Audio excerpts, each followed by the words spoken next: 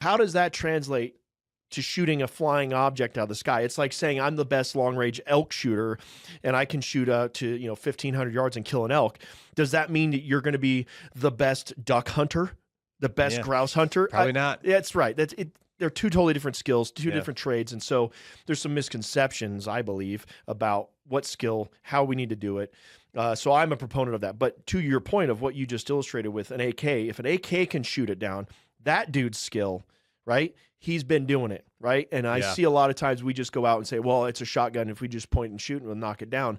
So many times domestically, they start this counter UAS stuff and they just go out and they go to shoot clays and they do no training, no understanding of patterning at what distance or anything. And they're surprised to see that their guys are failing to break clays. Yeah. And I'm like, yes, because you're not building the foundation. It's like, look at how we do square bay training. We start with a 0. We start close. We start to work our way back. We understand offset. There's little things you have to learn. Offset's just like a lead, Yeah. but now you have an offset and a lead. Yeah, but you don't. But that's the problem. Yeah, you have an offset and a lead, and plus they could be going that way and then bounce back the other way or cut down. Yes. I mean, there's so many different. It's like it's trying to shoot. It's going from shooting something that's like 2-dimensional because you're just trying to look at left and right and then maybe a little bit of distance to something that's in a 3-dimensional space. And it's like going like all over. Dude. And it's fast. And it's fast. But I do believe, humans are able to take and look at an object and tell if the line is level. Yeah. We're able to do look at our tier 1 assets and see how fast they're able to make decisions under stress with the proper input and the proper training.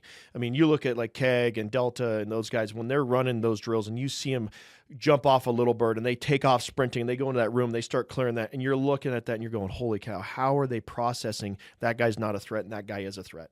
How are they processing that? So we're the instrument, and I think we can learn a lot from that. We could actually defeat those things if we just build the right base of skill. Yeah. What was the name of the company that you worked on, the first suppressor for the Genesis Arms shotgun? Yeah, so at the time it was Rex Silentium. Rex Silentium. Yeah, and before that there was Silencer Co., who had released a Salvo 12, but they had some limitations. They don't want you to shoot rifled slugs and stuff through it. So Rex came out with the idea of basically let's shoot whatever we can through it. Yeah, and then after them, how long was it before you guys started working with Huxworks? Because I know that's one of the companies that does a lot of work with your suppressors for that specific shotgun. I mean, you guys have a pretty good partnership, right? Yeah, absolutely. So what happened is that Rex Silentium, their prototype can was a different design that we were doing all the testing with, and then he made a revision change, and we ended up having in that revision change